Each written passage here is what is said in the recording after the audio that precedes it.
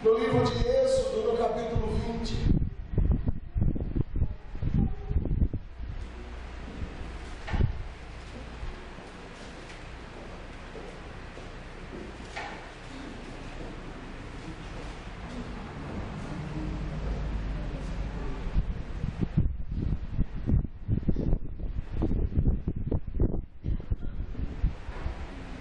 Glória a Deus. Aleluia, Senhor. Glória a Deus.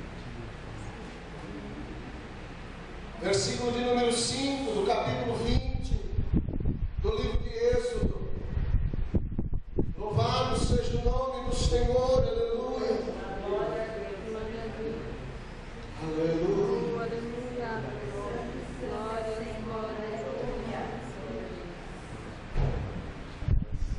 Diz assim a palavra de Deus.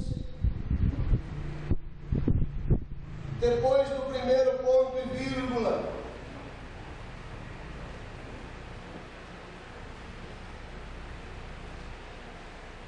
porque eu sou o Senhor teu Deus, Deus zeloso, que visita a iniquidade dos pais nos filhos até a terceira e quarta geração daqueles que me aborrecem. Mas faço misericórdia até 1000 gerações daqueles que me amam e guardam os meus mandamentos.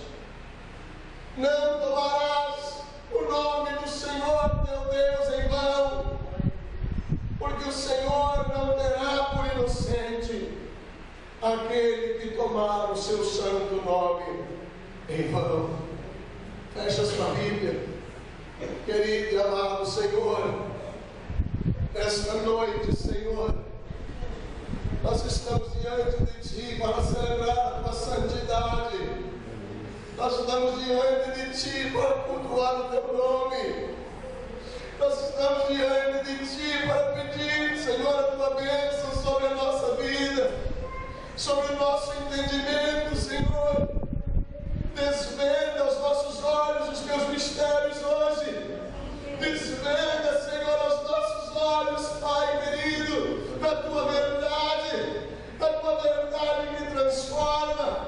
A Tua verdade, meu Deus, aleluia, que é lâmpada para os nossos pés e luz para os nossos caminhos. Pai, em nome de Cristo Jesus, mova o Teu Espírito sobre nós, ó Pai, e nos faça, Senhor, entender a Tua verdade suprema, a Tua verdade que cura, que liberta, que transforma. Pai, em nome de Jesus, meu Deus, que sejamos, Pai, edificados nesta noite, ó Pai, em nome do Senhor Jesus Cristo. Aleluia. Meus irmãos, eu estava remetido nesta palavra. E eu estava observando nos dias de hoje, as pessoas, meus irmãos, cada um quer fazer da sua vida o que acha direito. Cada um quer fazer da sua vida o que acha direito com base no seu próprio conceito. E a sociedade hoje está disseminada, está dividida. Há pessoas defendendo tudo quanto é tipo de modo de vida. Há pessoas levantando bandeiras por coisas absurdas e estão tomando isto por verdade. E eu quero dizer para vocês, irmãos, que se hoje nós temos uma igreja para congregar, é porque lá atrás, lá no passado, alguém acreditou na verdade divina, alguém buscou viver pelo Evangelho, alguém lutou pela palavra de Deus, alguém morreu até mesmo para que existisse uma igreja para nós congregarmos. Meus irmãos, e o grande legado de uma geração é deixar para a geração futura a verdade de Deus, a verdade é qual Satanás dia após dia se levanta para tentar destruir, para tentar, meus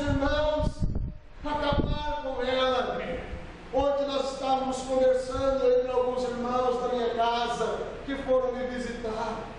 Sabe, meus irmãos, os parlamentos dos diversos países, entendam bem a estratégia de Satanás. Eles querem legalizar a homofobia. Eles querem legalizar a união de homem com homem, a união de mulher com mulher, e eles estão lutando para legalizar o pecado. O Brasil é um país chamado cristão, mas eles estão lutando, homens ímpios, homens sem temor de Deus, homens que querem, sabe, viver da riqueza que o parlamento lhes proporciona, homens que não são comprometidos com a família e nem com a moral. Eles estão criando leis, meus irmãos, para oficializar o pecado na sociedade. Irmãos, veja bem, meus queridos irmãos, qual é a estratégia de Satanás?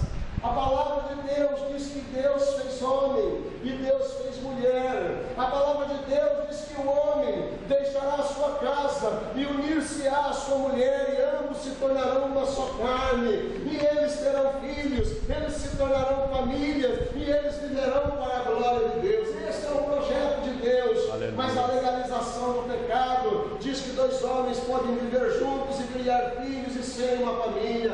É um mundo moderno, é a modernidade. Mas o projeto do diabo é muito maior, meus irmãos, porque se Satanás conseguir legalizar o pecado, legalizar esta desgraça na nossa nação, sabe o que vai acontecer?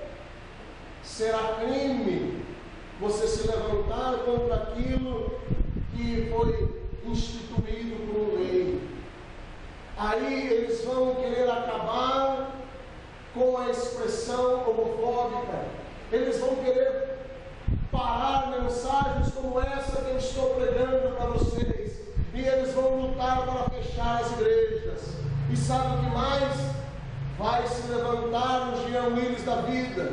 Vai se levantar um maldito, alguém sem a graça de Deus, sabe, um ímpio que vem do inferno, a semelhança de Judas, para negar as verdades de Deus, e vai dizer assim: precisamos acabar com a Bíblia, porque a Bíblia é quem incentiva esse povo. A Bíblia aponta para um estilo de família que era do passado, que já não cabe mais na atualidade. E sabe o que eles vão fazer? Eles vão impedir, sabe, que se publiquem mais Bíblias. Eles vão começar a arrancar a Bíblia do meio das mãos das pessoas, porque eles vão dizer: a Bíblia vai contra a nossa lei, a Bíblia é um livro homofóbico, a Bíblia é contra nós. Sabe, é para isso que nós estamos caminhando para o fim, sabe, irmãos? E qual é o legado que nós vamos deixar para a geração futura? Qual é o legado que nós vamos deixar para os nossos filhos? Se nós vivemos na terra como crentes bananas, se nós vivemos na terra, meus irmãos, sem a coragem de incentivar os nossos filhos a ir à igreja, meus irmãos, quantas pessoas sofrem dentro da sua própria casa, porque a sua família não quer que ele vá à igreja. Sabe, irmãos, eu conheço pessoas que já me procuram chorando, falando, dizem assim: pastora, minha mãe falou para mim que ela prefere que eu seja uma prostituta do que eu seja uma crente. Sabe, eu já fui procurado por jovens que disseram para mim: pastor, o meu pai falou para mim que prefere que eu viva nas drogas do que eu viva de paletós de gravata de baixo para cima. Esse é o legado que você quer para o seu filho? Que legado que você quer deixar para o seu filho? O que nós, como igreja, queremos deixar para as gerações futuras? Nós precisamos começar a pensar nisso, porque a palavra do Senhor nesta noite, queridos, eu podia muito bem falar de ídolos, podia muito bem falar de tantas coisas, mas eu não quero falar sobre nada disso. Eu quero falar, meus irmãos, que aquilo que eu escolher para a minha vida vai refletir na minha família. Aquilo que você escolher para a sua família, aquilo que você escolher para a sua família, vai refletir na vida dos seus filhos, vai refletir na vida dos seus netos. As pessoas estão acreditando num monte de bobagem. As pessoas estão acreditando num monte de bobagem, num monte de loucura. Sabe, irmãos, eu vou contar para vocês uma história que eu ouvi outro dia. O pastor estava doente, e o pastor não conseguia encontrar a cura. E alguém disse para ele: olha, tal imagem assim assado pode curar o senhor. Ele disse: não pode, aquilo é feito de gesso, aquilo é feito de barro, aquilo não pode me curar. Não, pastor, o senhor já experimentou de tudo, aquilo pode curar o senhor. O pastor disse: não pode. Mas os seus amigos insistiam com ele, que ele deveria ir lá e colocar a mão naquela imagem. E ele diz assim: então venham, eu não sou muito de sair de casa desde que eu fiquei doente, eu vou arrumar um cachorro para guardar a minha casa, e eu vou ir com vocês. Então amanhã, lá pelas 2 horas da tarde, a gente vem aqui, então venham. E quando eles chegam lá, o pastor diz assim: então nós vamos agora, né? Nós vamos sim, vamos. E ele diz assim: então eu vou buscar o cachorro para guardar a minha casa. Eu não costumo deixar a minha casa sozinha. E ele vai lá, e ele entra para dentro do seu quarto, e ele sai, meus irmãos, com um cachorro de gesso. E ele sai com um cachorro de gesso da raça Bulldog. E as pessoas olham para ele, e ele sai com o seu cachorrinho e diz: venha, Totó. E ele coloca Totó bem no meio do seu quintal, olhando para o portão. Ele vira o cachorro e diz: Totó, guarde a minha casa, Totó, guarde a minha casa, porque eu vou sair, eu já volto. E as pessoas: ei, tá louco, rapaz? Você acha que esse cachorro vai guardar sua casa? Você é feito de gesso. E ele disse: vocês estão acreditando que uma imagem de gesso vai curar eu? Por que eu não posso acreditar que esse cachorro vai guardar a minha casa? Ele vai guardar a minha casa, sim! Glória a Deus! As pessoas estão loucas! As pessoas estão loucas, estão querendo chegar a Deus sem Bíblia. As pessoas estão querendo ser crentes sem conhecer a Bíblia, sem saber o que Deus pensa. Estão aceitando qualquer verdade, qualquer bobagem, qualquer loucura. Acham absurdo um cachorro de gesso cuidar, guardar de uma casa, mas não acham absurdo carregar um ídolo nas costas e chamar aquilo de minha mãe, e chamar aquilo de meu Deus. Quantas vezes você lê a Bíblia? Quantas vezes? Deixa eu guardar o doutor aqui, senão ele vai atrapalhar. Não farás para ti imagens de escultura. As pessoas estão fazendo. As pessoas estão criando ídolos. Não é um legado. Se temos a verdade nas nossas mãos, porque há pessoas que deram as suas vidas para que as verdades chegassem até nós, para que as verdades fossem pregadas nesta noite. Quer saber de uma coisa que eu vou dizer para vocês? Depois desta mensagem vocês podem me odiar, mas vocês podem me amar. Glória a Deus. Viu? Porque a vida de um pastor é assim: ele é amado por aquilo que ele prega, e ele é odiado por aquilo que ele prega. Mas eu quero dizer uma coisa para a igreja nesta noite: existe um Deus, existe um Salvador, aleluia, existe um entre Deus e o homem, e este é Jesus Cristo Nazareno.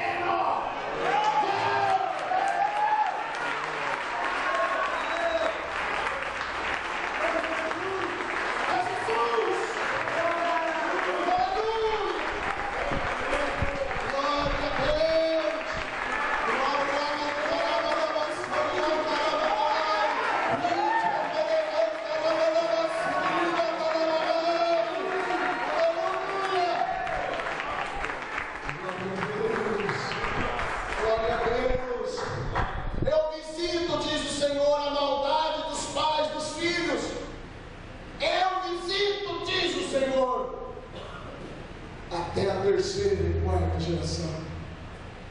Queridos, uma escolha errada, sua ou minha, pode interferir na vida dos filhos, dos netos, dos bisnetos e dos tataranetos. Tudo isso porque você abraçou qualquer verdade, porque você abraçou qualquer bobagem. Mas hoje Deus quer libertá-lo, porque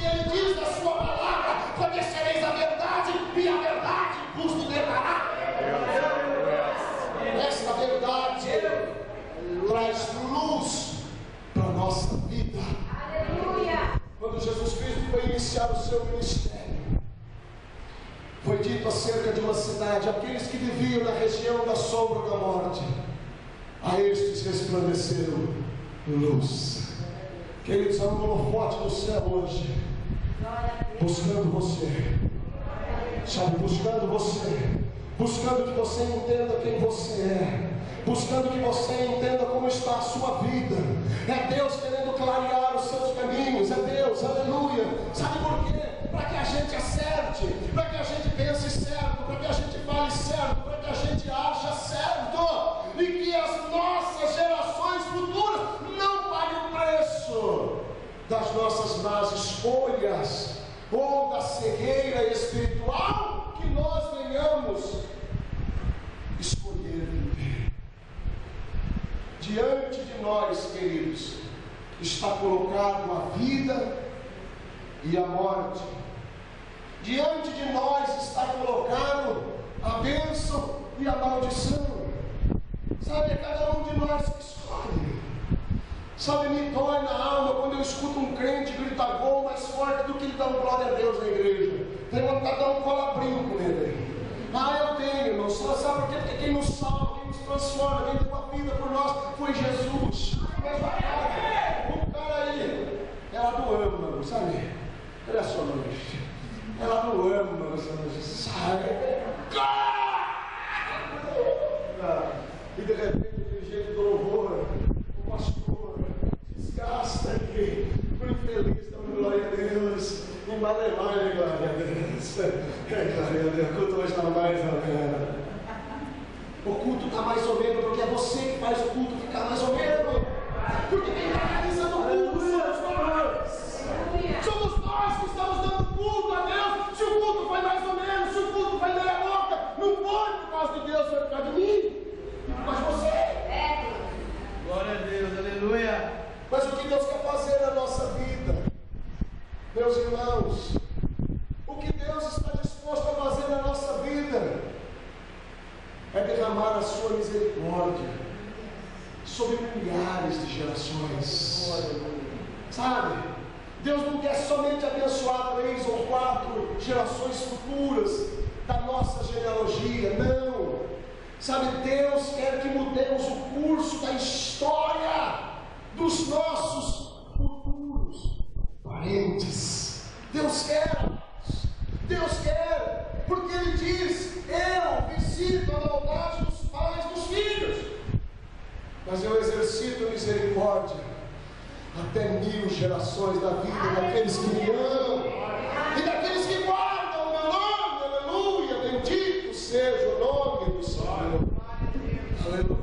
Abra sua Bíblia aí no Salmo 109. Seja pouco, seja muito, eu busco entregar para a igreja aquilo que Deus dá.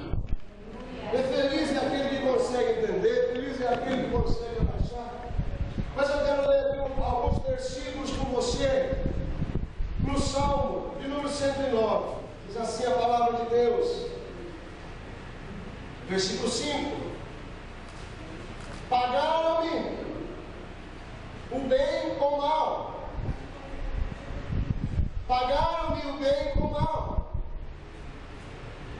o amor com o ódio,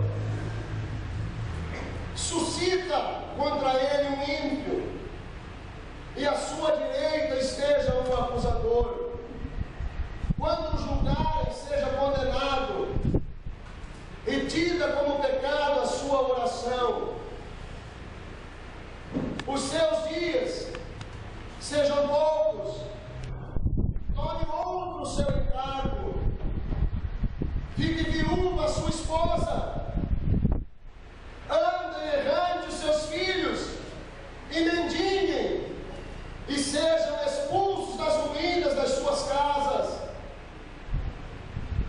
De tudo o que tem, lance mão o usuário do fruto do seu trabalho, expulhem o estranho, ninguém tenha misericórdia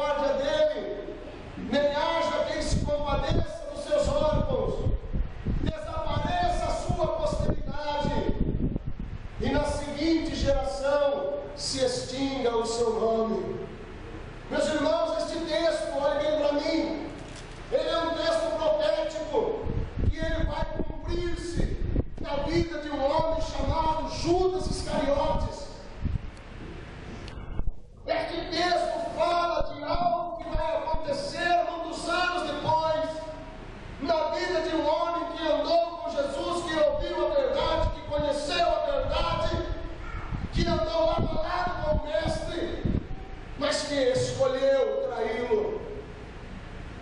Os seus dias sejam poucos, diz o versículo 8. Tome outro o seu encargo, o seu ministério. Foi isso que aconteceu. Fiquem órfãos seus filhos e viúva sua esposa. Isso aconteceu, porque depois que ele negou Jesus, ele foi atormentado pelo inferno. Ele não suportou as tormentas da chama do inferno, aonde ecoava a voz de Satanás dizendo: você andou com ele e não foi capaz de amá-lo. Você esteve com ele e não foi capaz de honrá-lo.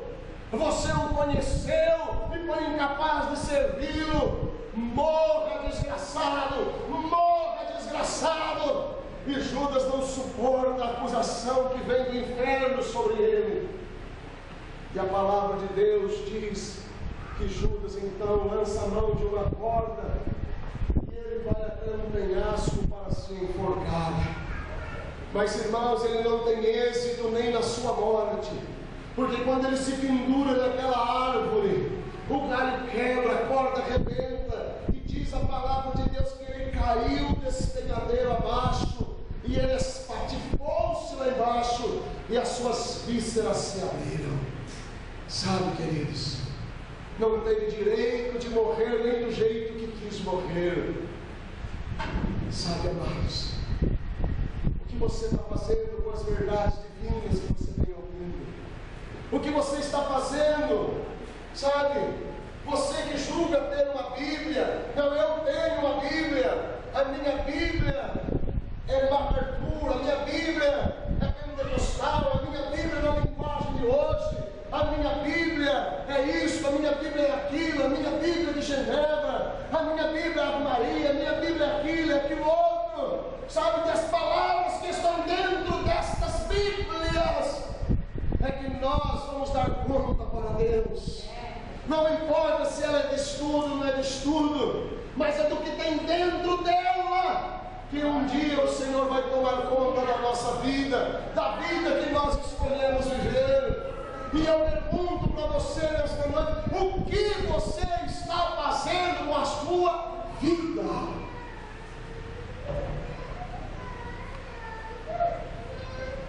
Sabe, irmãos, tem gente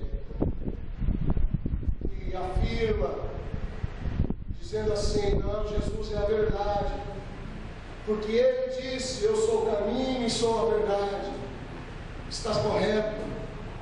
E porque muitas vezes dás as mãos à mentira, porque muitas vezes dás as mãos ao enganar o teu próximo, porque maltratas aquele que anda na presença do Senhor, porque não honra aquele que serve a Deus. Aqui nesta igreja diz o Espírito do Senhor: há pessoas que escarnecem de crente. Há nesta noite, neste lugar, e o Senhor diz assim: te conserta, porque é por esta palavra que eu hei de julgar a terra. Viu, queridos? Viu? As pessoas falam do crente, as pessoas riem do crente, as pessoas chamam o crente tonto, o crente bobo. Mas eu quero dizer uma coisa para você, e o apóstolo São Pedro já dizia isso há muito tempo lá atrás: convém muito mais agradar a Deus do que agradar aos homens. E Cristo disse, queridos: aquele que não deixa pai, aquele que não deixa mãe, por amor de mim, não é digno de mim. Então nós temos que amar a Deus mais do que nós amamos o pai, mais do que nós amamos a mãe. Nós temos que amar a Deus mais do que nós amamos qualquer coisa nessa vida. É bobagem achar, meus irmãos, que a gente tem que amar qualquer coisa. Se meu filho falar para mim: pai, eu te amo mais do que Deus, você fala 3 vezes para mim, eu subo ele. Porque tem que amar a Deus, porque foi Deus que fez, foi Jesus Cristo que o salvou. E isso tem que estar na mente e no coração dos meus filhos. Eu não aceito, irmãos. Sabe por quê? Porque pai e mãe pode se tornar idolatria no coração de alguém. Os filhos filhos pode tornar-se idolatria no coração de alguém. Um carro pode tornar-se idolatria. Sabe, uma bicicleta, uma idolatria. Uma bicicleta é uma porcaria. Mas, irmãos, qualquer coisa que a gente coloque, qualquer coisa que a gente coloca no lugar de Deus no nosso coração é idolatria, e a gente vai ter que dar conta dela. A gente vai ter que dar conta dela. Queridos irmãos, essa é a história de Judas. Ele escolheu trair Jesus. Seus filhos ficaram órfãos, sua esposa ficou viúva, não houve quem os ajudasse. Sabe, eles viveram em ruínas, eles viveram em desgraça. Ninguém tinha misericórdia deles, porque eles eram apontados ao pai desses daí. Quando era vivo, andou com Jesus e traiu Jesus. Jesus morreu por causa do pai desses daí. Sabe, irmãos? Talvez não queiram apontar os seus filhos lá no futuro. Talvez ninguém venha acusar os seus filhos por uma decisão sua. Mas é importante que você saiba que o posicionamento que você tomar vai fazer a diferença em bênção ou em maldição dentro da sua casa, dentro da sua casa, no seio da sua família. Eu quero que você abra a sua Bíblia comigo. Nós já estamos partindo para o encerramento, Isaías capítulo 40, versículo 31. Mas os que esperam no Senhor renovam as suas forças, sobem com asas como águia, correm, não se cansam, caminham e não se fatigam. Olhe, meus irmãos, olhe a diferença na vida daquele que escolhe ao Senhor. Olha o que o profeta está dizendo: se você escolher a Deus, aleluia, o Senhor vai te ajudar na hora da tua fraqueza, o Senhor vai te fortalecer. Todos à sua volta estarão pensando que você vai sucumbir, que você vai se desgraçar no abismo, mas o Senhor virá sobre a tua vida, aleluia, porque você espera no Senhor e Ele renovará a sua força, aleluia, e você levantará voos altos, aleluia, e nas dificuldades da tua vida, aleluia, te colocará mais perto do Senhor. Aleluia. Oh, aleluia. Que Madaia sou. Queridos irmãos, ainda tem gente que acha que o crente não pode sofrer. Ainda tem gente achando que a vida do cristão é um mar de rosas.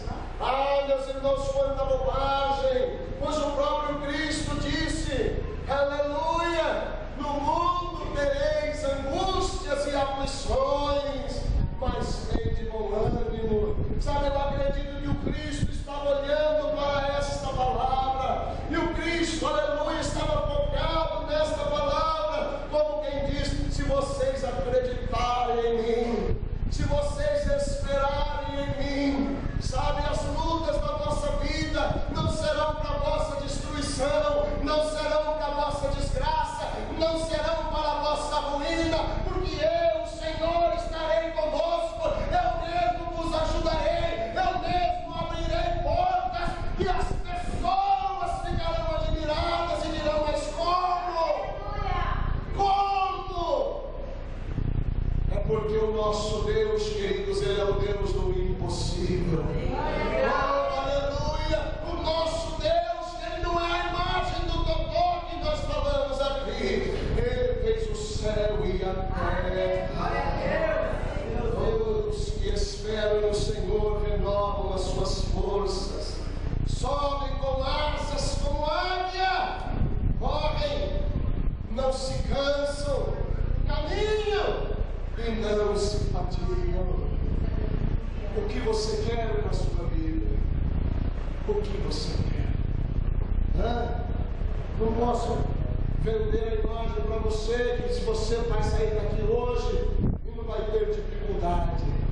Eu preguei aqui uma mensagem maravilhosa na sexta-feira. Amanheci o sábado com fé, já faz 10 dias. Eu estou no leito da eternidade.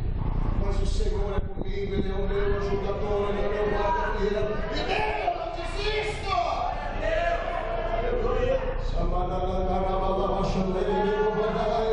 Sabe por quê, irmãos? Porque a morte não me separa de Deus. Aquele que tem Deus na vida, a morte não me separa de Deus. O apóstolo São Paulo já dizia: não há altura e nem profundidade, nem distância, nem anjo, nem presente, nem porvir, nada me separa do amor de Cristo. Nada. E talvez você está aqui hoje e fica pensando assim: como vai ser quando eu morrer? Normalmente as pessoas não pensam, porque as pessoas são covardes. As pessoas preferem acreditar que vão viver para sempre. Você fala de morte a quem bate-se. Ai, Deus o livre uma coisa dessa. Vamos mudar de assunto. Eu até vou ouvir isso, vou dizer: ai, quem para.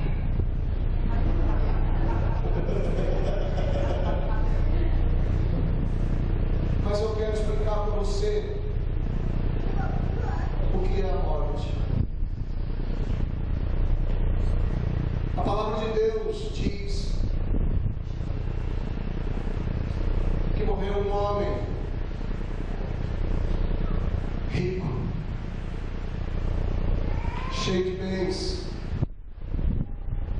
tinha tudo para louvar a Deus pela sua riqueza, pela sua posição, pela sua abastança.